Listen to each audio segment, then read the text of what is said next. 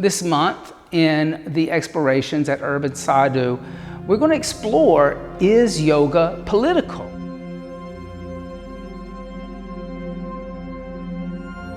In yoga, in the yoga tradition, there's this word called dharma.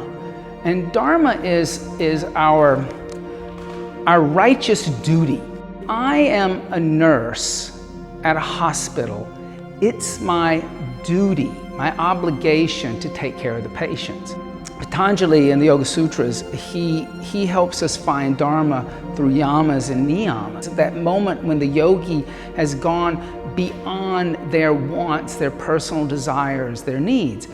And so then, if you think about it, because he wants me to be a better participant in society, yoga is political.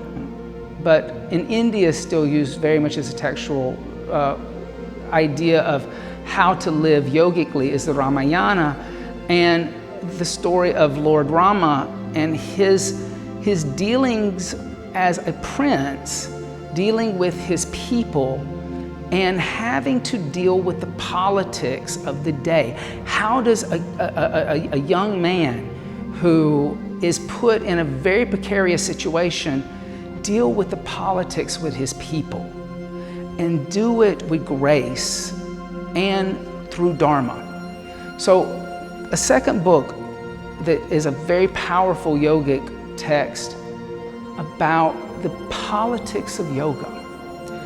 And then finally, we move to the Bhagavad Gita. And the Bhagavad Gita actually takes place in front of the backdrop of a civil war. And the dialogue in the Bhagavad Gita between Sri Krishna and Arjuna is Krishna explaining to Arjuna the first couple of chapters of, let me remind you what your cousins have done.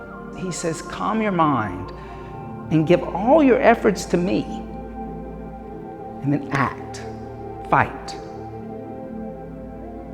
Fight for dharma. And it's at that moment that we realize that yoga is political, that yoga has been about becoming a better citizen in society so you can make society better.